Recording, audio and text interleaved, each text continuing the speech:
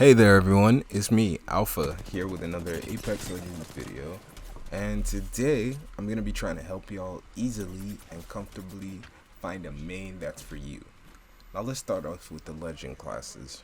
In Apex Legends, we got 4 Legend classes. We got the Recon Legends, we got the Assault Legends, we got the Support Legends, and finally, last but not least, I forgot them again. I've recorded this like 3-4 times, to be honest, and I've forgotten each and every time what the 4th class of Legend is. And I just remembered, and that's the fucking Defensive Legends.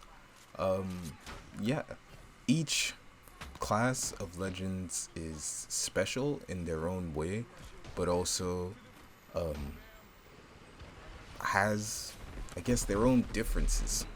Each legend class has their own differences. For example, the Assault Legend class are the legends that basically their abilities allow them, or their abilities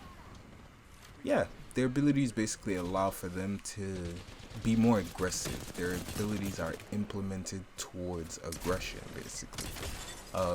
Defensive legends, that seems pretty self-explanatory. The legends whose abilities are geared towards, hunkering down, defending a building, and, just generally playing defense. Defending your squad, defending yourself, in general, just defense. The third category, the support legends, are legends with abilities that may either support themselves or support the whole squad as a whole. A good example of a support legend is Lifeline and Loba. Examples of assault legends are legends like Wraith, Maggie, Mirage, who I'm sure you've already seen in our starting clips for the video going off. Yeah, so those are some examples of assault legends. Those are some examples of support legends. For defensive legends, we have legends like Gibby, who's able to put down a dome and provide you with 360 cover. Newcastle, who I personally feel should be grouped into the support legend category, given the passive that he has. I know his ultimate is that castle wall, and that's a defensive ability. But honestly, given the strength of his passive, which is what I feel people really pick him for, I think Newcastle should be moved over from the defensive legends to the support legends. That is just my personal opinion. But moving on, and the last class, we have the reconnaissance legends. Those are legends such as Pathfinder, Crypto, Bloodhound. Basically, a reconnaissance legend is any legend that basically provides you with information. Any information that you don't already know. Things you don't know, things you do know. But generally, the premise of having a reconnaissance legend is for them to provide you with information. Seer is also grouped into that bunch. Yeah. Also within those categories for the legends, there are subcategories. Subcategories of which a legend maybe belong to one class, but still manage to join into another subcategory which you think primarily belongs to another class. Let me give you an example. With not with reconnaissance characters, with assault characters now, for example. You would assume an assault character would be any character with abilities geared towards pushing and, causing a bit of chaos. Just fighting, basically. But a reconnaissance character like Pathfinder, let me talk about the subgroups first. So the subgroups, the way I like to see them, are movement characters, static characters, and area of denial characters. So basically, I feel as though movement characters are pretty ubiquitous in Apex because it's a very movement heavy game. So a lot of people will tend to gravitate towards more movement heavy characters such as Horizon, Wraith, um, Pathfinder. Even though Pathfinder is a reconnaissance character, his grapple allows for him to have really good 3D movements. So 3D meaning three-dimensional. You can grapple up, you can grapple left, you can grapple right, you can spin around based on how experienced you are with the grapple. So with more time, you will become more skilled and more able to pull off more things with your grapple. Um, yeah, so there's that highlight, and that is one of the reasons that people like movement characters, because basically they provide you with nigh on endless possibility with what you can do with their abilities, because all that limits you is your ability to think creatively. Yeah, so that's why a lot of people like movement characters and why they play them when they're trying to be aggressive, because the limit is only your thinking. Now, I've listed a couple of movement characters.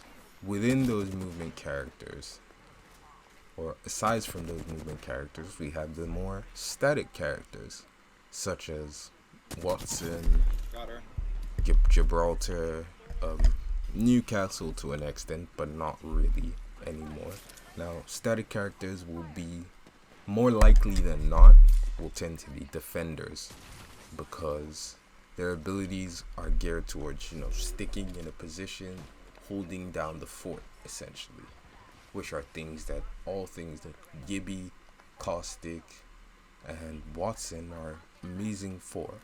Newcastle, I wouldn't say as much, because although he does have quite a few defensive abilities, I wouldn't say he's the best, because he doesn't have any abilities generally that you can hunker down with, essentially, except for his ultimate. And obviously that could also, make an argument for him in the static character field. But my problem with placing him as a static character would be his ability to move his shield around, which I guess is a pretty limited field. So yeah, let's add Newcastle to that list of static characters. Yeah, so we have Newcastle as a static character too. And moving on to the next category, we have Area of Denial. Area of Denial, these are legends that basically deny an area. Legends whose abilities give you the ability to keep someone from moving or pushing on a certain area. Legends such as Fuse. Valkyrie, although she's a movement legend, she's also able to deny people in an area with her L1 rockets. So basically, a lot of characters tend to be dynamic. They have more than one thing that they're able to do. And yeah, that's sort of how that's sort of what should go into your decision making. What do I want my legend to be able to do, and how do I want them to be able to do it? Just keep watching. And once you've been able to sort of figure that out, I feel like you'll have a better idea of how you want to, play your main, or who you want to be your main in Apex Legends. But until you're able to figure a lot of that out, and these are the questions you need to ask yourselves: how do I want to play, and the character that I choose, how can I make them work best for me? If they're not working for you, you also shouldn't feel afraid or intimidated to change it up and switch it up and try someone else. Because honestly, for me, I've tried out maybe at least 8 characters in my lifespan on this game. I've played Mirage, I've played Wraith, I've played Horizon, I've played Loba, I've played Valkyrie, I've played Pathfinder. So it's all about, trying out everybody. And what I've realized is when you do go ahead and try out everyone, you have a tendency to pick up things and learn the things that basically, for example, now a Loba main, for example, as someone who used to main Loba and got a very early understanding of Loba's abilities and her tactical and everything. There's only one squad left. If I were to be fighting a Loba and she was gonna try and get away in building, I know that for example, I know that Lobas can throw their bracelets through windows. So I'm gonna want to finish that fight before that Loba has the opportunity to toss her bracelet through the window. Or if she does toss her bracelet through the window, I'm just gonna try and aim to where she would want to land, or where that bracelet will be landing, because it also shows. So it basically allows you to pay more attention to these micro and macro details in Apex Legends.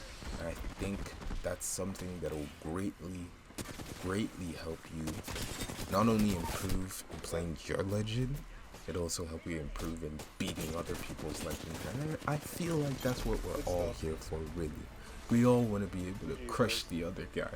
As harsh as that sounds, we all want to be able to crush the other guy's spirits.